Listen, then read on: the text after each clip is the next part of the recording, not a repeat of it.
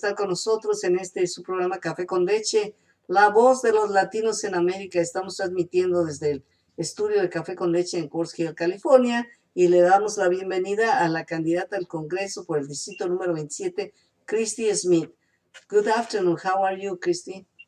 Good afternoon, Julia. I'm well. I hope you're well too. Thank you very much for accepting our interview. We are so happy to have you here. And let me ask you, tell us a little bit about yourself, please. Oh, thank you so much. I appreciate that. Well, as you know, I'm running to represent the communities of North Los Angeles County in Congress in the new 27th Congressional District. Como ustedes saben, estoy corriendo para representar al distrito número 27, el nuevo distrito creado para representar en el Congreso a esta parte de California. You can continue, please. Okay. I'm very proud to have been a public servant in the community for many years. I've served on the local school board as well as represented the community in the California State Legislature. So this is an exciting new opportunity for me to continue to do public service work on behalf of the families here in North Los Angeles County. Como ustedes saben, yo he sido una servidora pública por mucho tiempo. He estado representando en la mesa directiva de las escuelas y también he sido legisladora a nivel estatal por algún tiempo y estoy dispuesta a continuar representando a nuestra comunidad en lo que sea necesario. Tell me, please, what is the demographic composition of the new 27 district? More or less, how many people live there? How many can vote, and the racial composition too, if you can, please? Sure, thank you. This is a great question, Malia. So in the new California 27, Latino voters are 33%, African-American voters are 11%, Asian Pacific American voters 10%, and white or those who don't identify with a racial or ethnic subgroup are 53% here now. En la nueva composición del distrito número 27, la distribución a nivel racial es la siguiente. Latinos corresponden un 23%, los afroamericanos un 11%, los asiáticos un 10%, y la comunidad blanca o aquellos que no se identifican con ninguno de esos grupos es un 53%. Like, how many people lives in this district? Or how many people can vote at least? Well, each congressional district is over 700,000 people. The challenge that we have, and what I hope that you will help me and your listeners will help us work on, though, is that of those who are registered to vote, there is lower registration numbers among our Latino neighbors, our Black neighbors, and our Asia Pacific Islander neighbors. So although they are part of our community, they are not registered to vote in the same numbers as they are represented in the population.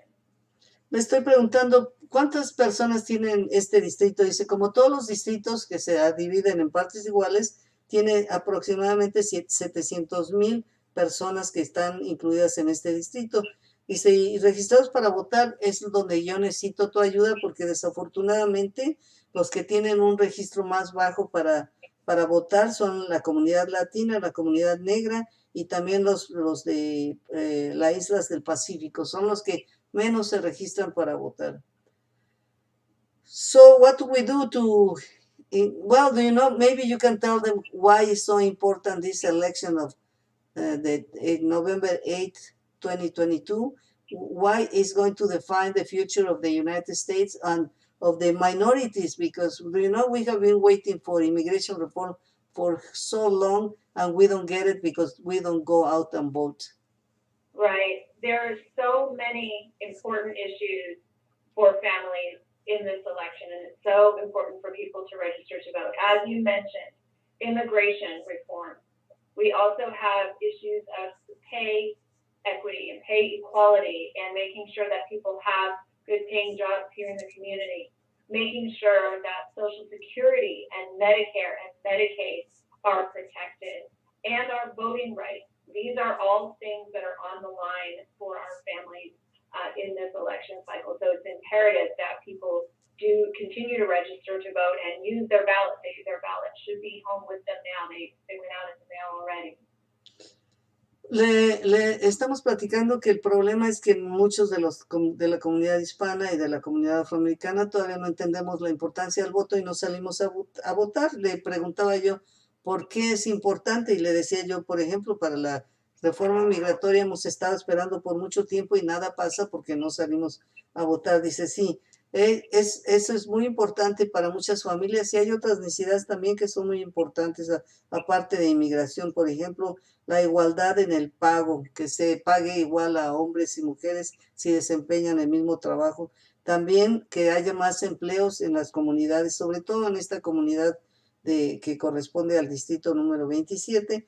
Dice también, tenemos que estar preocupados acerca del seguro social, del Medicare, del Medical, y lo más importante de que podamos defender nuestro derecho a votar. And do you know the other thing that you didn't mention, but I'm sure that you have very clear is the freedom of our own as a women, that we want to decide when do we want to have children or not, because in my opinion they want to go back to the 20th century to send us back to the situation in which we were in the 20th century, and we are not going to accept it anymore, don't you think? Absolutely. And, while I understand not everyone agrees with abortion as a choice for them, I think we all agree that it's up to a woman and her family to decide when to have children. And what they're talking about on the other side would even mean that we don't have access to contraception, which is just wrong and impacts families' finances so directly as well. Families should decide when they have the resources to have a family, not the government. Estamos hablando le digo, otro punto muy importante que también queremos destacar, que muchas personas estamos preocupadas por ello, es en nuestro derecho a decidir si queremos reproducirnos o no, a gobernar a nuestro propio cuerpo, porque en mi opinión nos quieren regresar al siglo XX, donde hacíamos lo que se nos indicaba y no era la misma situación. Ya estamos en otra situación y no lo vamos a aceptar. Dice, sí, yo estoy absolutamente de acuerdo que las mujeres deben de tener el derecho a decidir en sus propios cuerpos. Yo sé que mucha gente no acepta el aborto, pero la idea es que todas las mujeres tengan la libertad de decidir en sus propias familias, ellos y sus propias familias y su médico sobre el derecho de reproducirse o no. And in fact, I was reading statistics. Every time we have less abortion because we have Planned Parenthood with information that many years ago we didn't have. Abortions always have happened, no? But before there was no information at all about how can you prevent a pregnancy if you are not ready or you don't want for any other reason. And now that we have so much information and we count on Planned Parenthood to help with all these kind of issues, the number of abortion is going down, because I don't think anybody's planning, I'm going to have an abortion in July, no? No way. Right.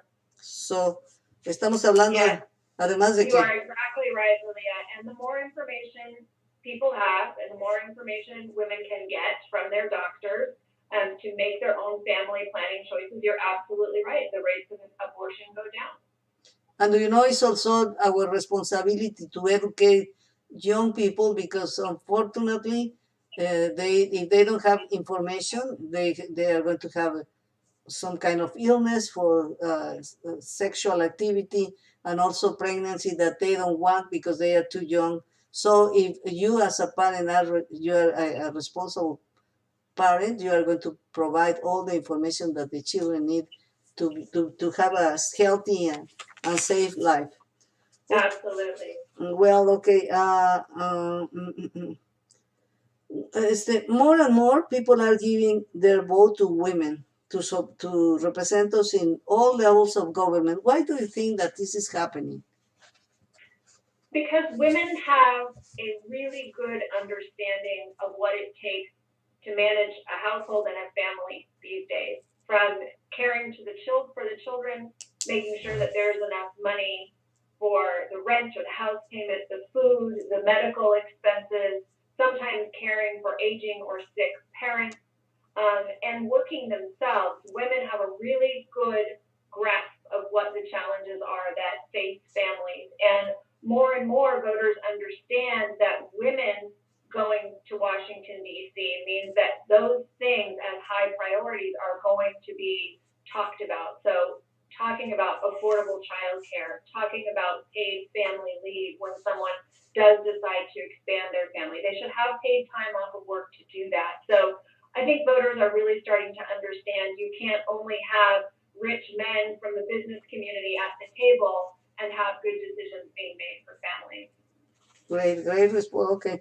Le estoy preguntando por qué cree que ahora en general estamos eligiendo más mujeres a que nos representen, no solamente en el Congreso, pero en todas las posiciones de gobierno, que por qué ella cree. Dice, porque se han dado cuenta que las mujeres somos responsables de lidiar con la familia, de atender todas las necesidades de escuela, de alimentos, de transporte, de medicina, de servicios médicos, de cuidar de nuestros padres también. Entonces tenemos un punto de vista que pues ayuda a resolver. Ya se han dado cuenta que no es suficiente solamente tener como representantes hombres ricos que van a hablar solamente de negocios, sino que se tienen que cubrir otras necesidades de la población y por eso cada vez elegimos más mujeres. Do you think that that very soon we are going to have a president who is a woman? Because even in Latin America, they already have in several countries and nothing in the United States. Right, I hope so, yes. I mean, the rest of the world is outpacing us when it comes to having more women in these important leadership roles. So I would love to have a woman president sometime in the very near future. Would you like to be yourself? Well, I would be very happy to win this congressional seat first. Okay, very good. Estamos hablando, ¿por qué todavía aquí en los Estados Unidos no podemos tener una mujer que sea presidenta cuando en América Latina ya ha habido varias presidentas? Y dice, bueno, pues cada vez vamos avanzando más y nos damos cuenta y yo espero que muy pronto tengamos una mujer que nos represente como presidenta de los Estados Unidos, aquí en los Estados Unidos. Le digo que si le gustaría ser ella, dice, ahorita yo nada más quiero ganar el Congreso y eso es más que suficiente.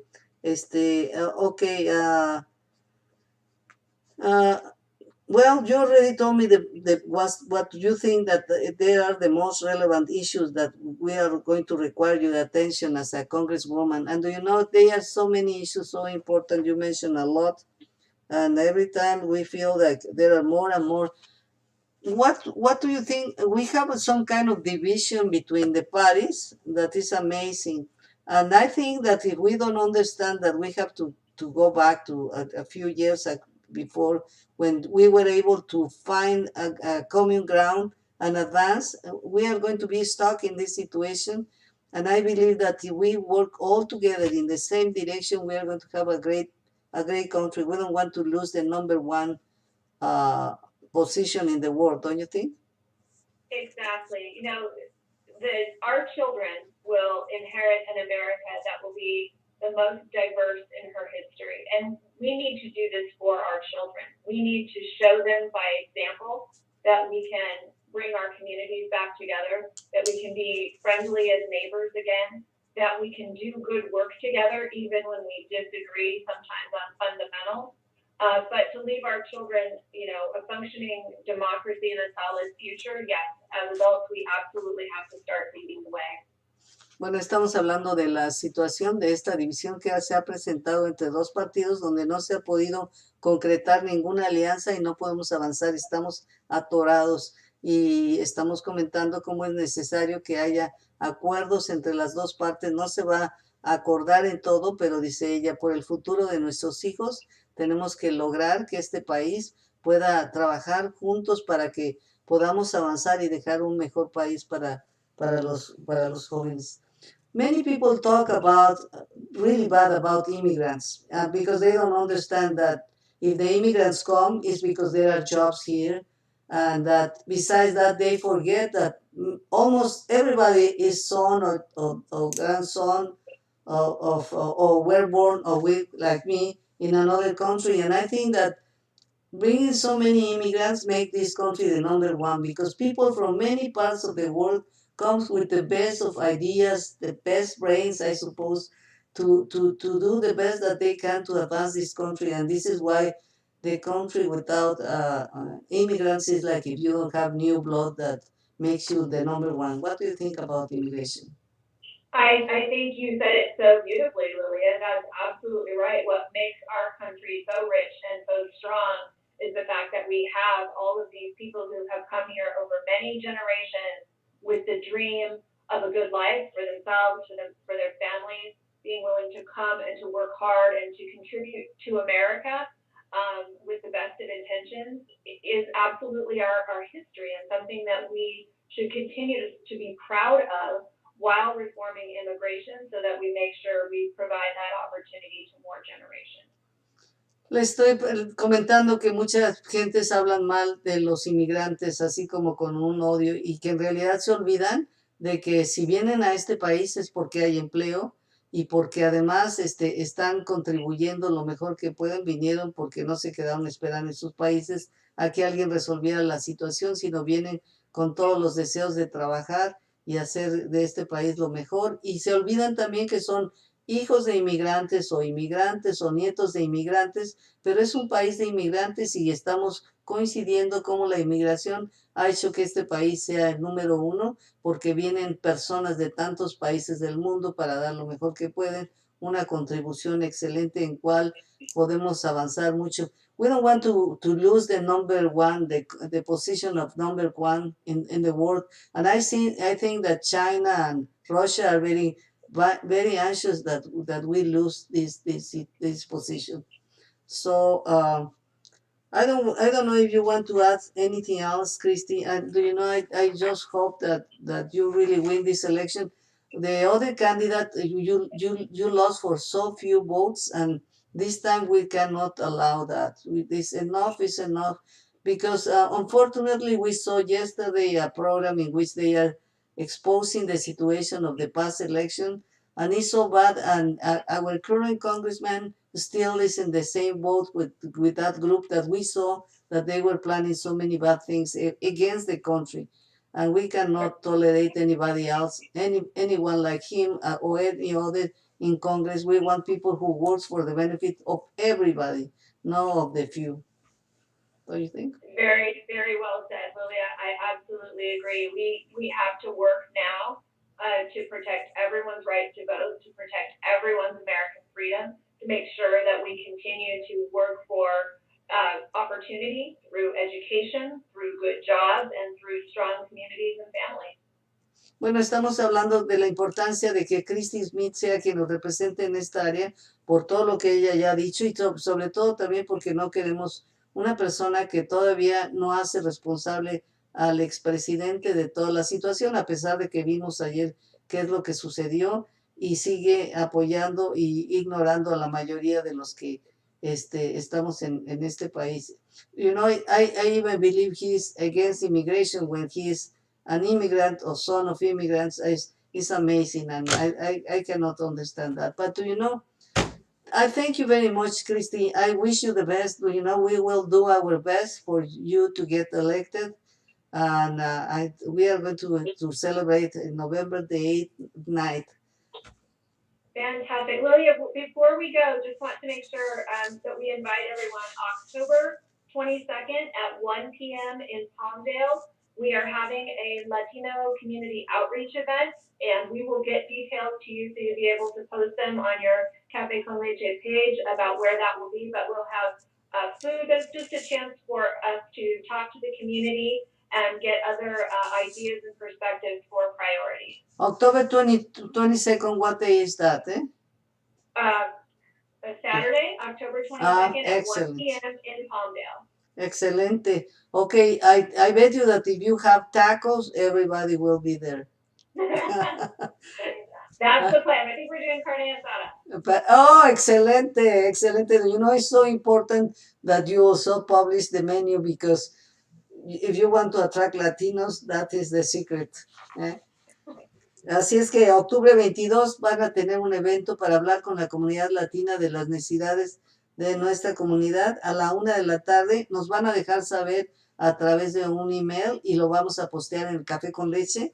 Y este es para encontrarse con la comunidad hispana y escuchar las necesidades que tenemos. Christy, thank you so much. Y va a haber tacos, so that is the good news. Thank you very much for your time. A pleasure to see you. Y thank you, Michelle, for coordinating this effort. Thank you. Have a nice evening. Adiós.